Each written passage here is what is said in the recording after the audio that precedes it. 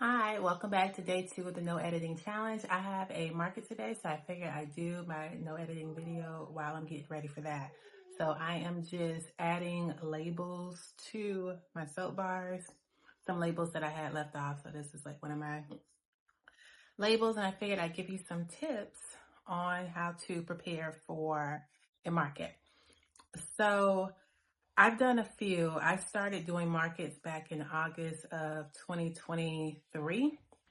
And it was really a game changer for my business because honestly, I wasn't really making any sales online. I don't know why I thought that I was going to post a video and go viral and suddenly was going to have sales just coming and coming. So that didn't happen. Okay.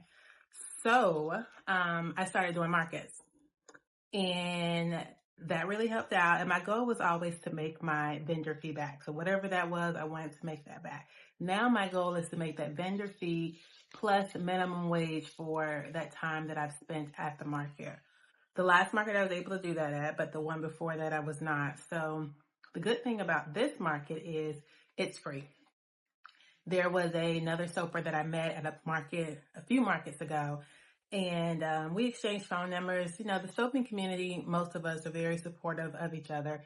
So we exchanged phone numbers, and she was scheduled to come to this market. And I guess she realized she had overbooked herself. So she asked them if I could come in place of her. And they agreed. It was free either way. It was like through a friend that was starting markets, and this is their first market that they're starting. So that worked out. So now pretty much the goal is to make my minimum wage, which in Florida is $12 an hour. And this event is from 12 to 3 in Sebastian, Florida. So I'm looking forward to it. But tips I would get is don't overdo it when it comes to bringing products, especially when you're going to a market that you are unfamiliar with. I made that mistake my first one. I had, let's see, can you guys see this? This is where like I keep my soap. This right here has actually 4 different levels. It's a utility cart. I don't think it went over so you can see that. That didn't make it any better. Listen, let's see where my strength is. Woo! You get the picture. This is heavy. Um, but I had 4 of those carts and they were filled with soap. And I brought all of the soap bars.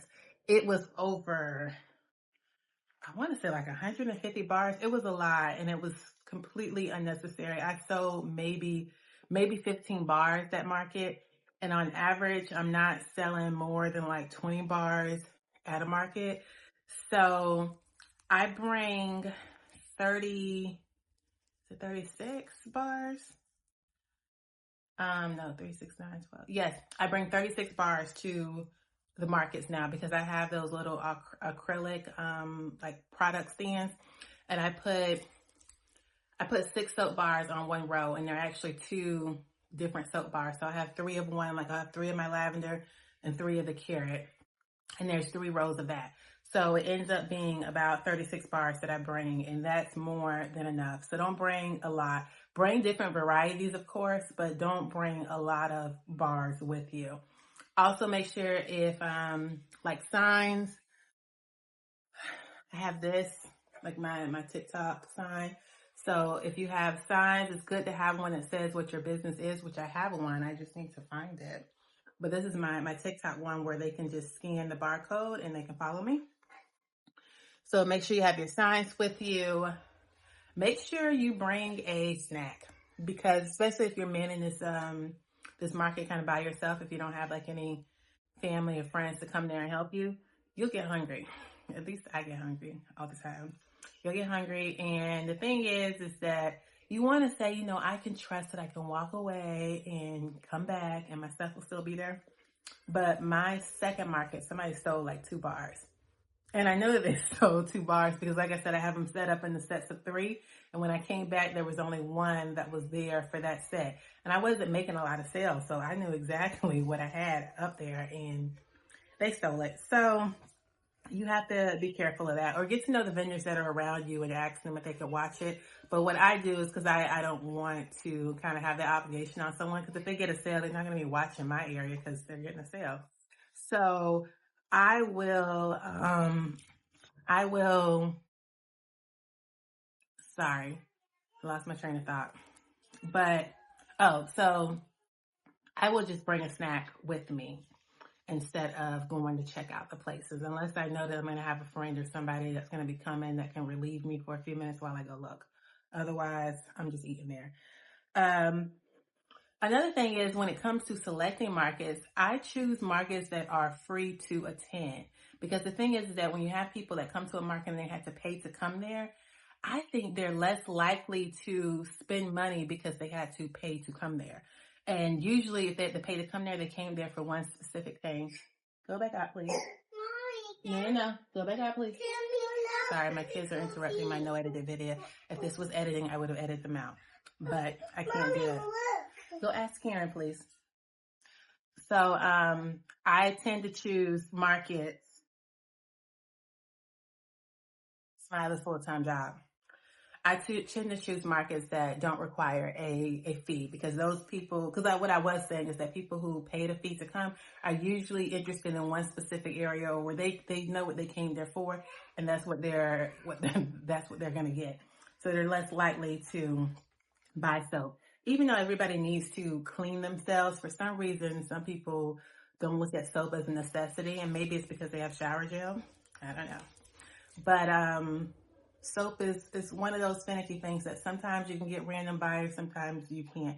There are people who come to markets just for it, and they work out perfectly because they come straight to you. You don't have to do like a hard sell or anything. Like they're just like, I like this one, I got it, put it in the cart, you know? So yeah, when it comes to choosing a market, try to choose ones that don't require payment. See, I'll keep up. I like them. Another tip when it comes to markets is to do a checklist. I have a checklist on one of my videos, but do a checklist of all the things that you need. Because like I don't just sell soap, I have other products that go with the soap. So I have to do a checklist to make sure that I brought those, because for whatever reason, all I think about is soap when I'm doing these markets. So I will totally miss those other products that I was supposed to bring. And then, you know, I only have soap to sell. And sometimes when it comes to like displaying your products, people like to see a variety of things. Even though they're only going to buy the soap, they want to see that there's other options. So I try to make sure that my table is pretty full. Maybe I'll do a video while I'm at the market. This is a small market that I'm going to, and it's the first time that they're ever doing one. So I don't expect too much from it. Maybe I need to shift my mindset and think a lot of it. But I do that so that way I'm not really disappointed. And again, I didn't pay a fee to be here. This is another soaper that kind of helped me out. So I appreciate the help. So, yeah, I think those are the tips that I have. Just a few. I have another video where I have more tips, but my kids keep interrupting and I can't edit them out. So let me know if there are things that you guys do or things that you look into when it comes to doing a market, or if you've done your first market. I highly recommend doing markets, because online don't be online, and like it doesn't be working out, you know, unless you go viral. Most of us are not going to go viral. So we just have to get longevity and consistency, and usually that starts with your local market. So y'all get out there and do it. And I will see y'all on day 3 of the No Editing Challenge. Bye-bye.